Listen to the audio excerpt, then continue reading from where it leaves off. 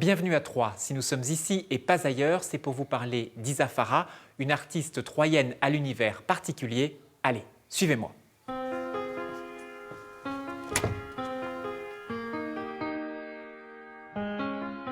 Parfois, Isa Farah aimerait pousser les murs tant ses toiles prennent de la place. Ce jour-là, Marc, un de ses amis, découvre la dernière création de l'artiste.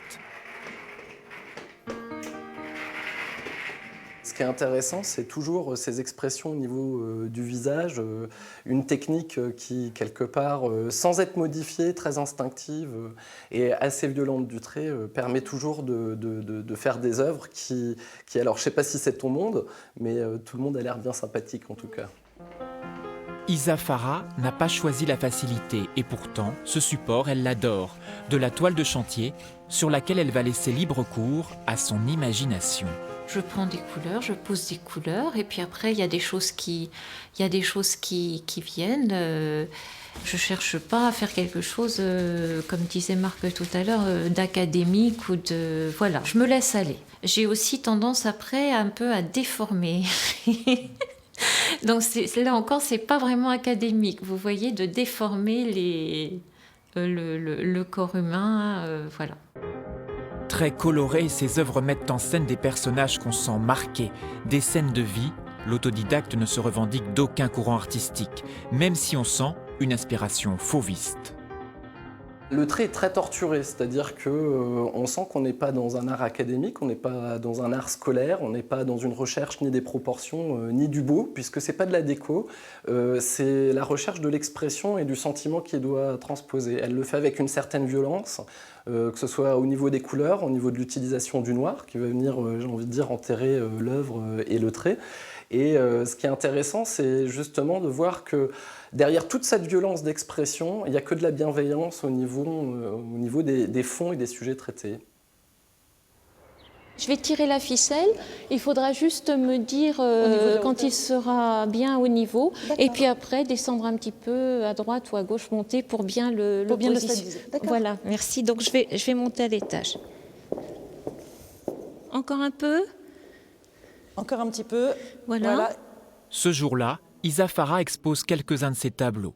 Hors de l'atelier, l'instant est à la fois motivant et un peu stressant pour la peintre. Isabelle, qu'est-ce que ça fait quand on expose dans un endroit comme celui-là ? Moi, ça touche le cœur. C'est quand même un endroit magnifique, chargé d'histoire, avec une hauteur de plafond qu'on ne peut imaginer avoir chez soi. Donc, c'est quand même quelque chose qui m'a beaucoup plu et je pense que c'est un endroit idéal justement pour exposer tout ce que j'expose ici, parce que pour moi c'est quand même une difficulté de trouver des endroits avec autant d'espace pour exposer ces grands formats, et là c'est vrai que ça permet de les mettre énormément en valeur. Les gens doivent s'approprier votre travail, doivent porter le regard qu'ils ont envie de porter, ou vous sentez le besoin parfois d'expliquer ce que vous faites ?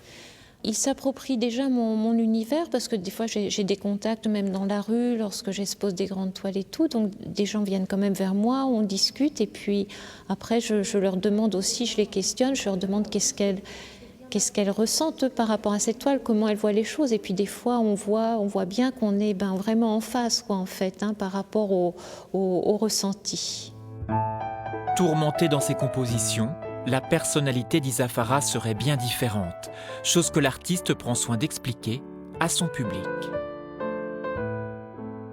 Je suis plutôt quelqu'un de posé, de très calme, et donc souvent quand ils voient ma peinture, moi je dis mais c'est pas elle qui a peint ça, quoi. Donc en fait je pense que c'est quelque chose qui vient de l'intérieur, et comme je laisse aller ma peinture, je ne me pose pas de questions par rapport à ce que je peins.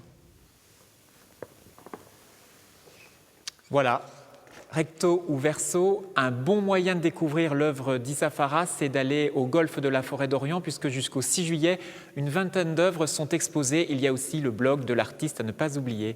Et moi, je vous dis à bientôt ailleurs, en Champagne-Ardenne.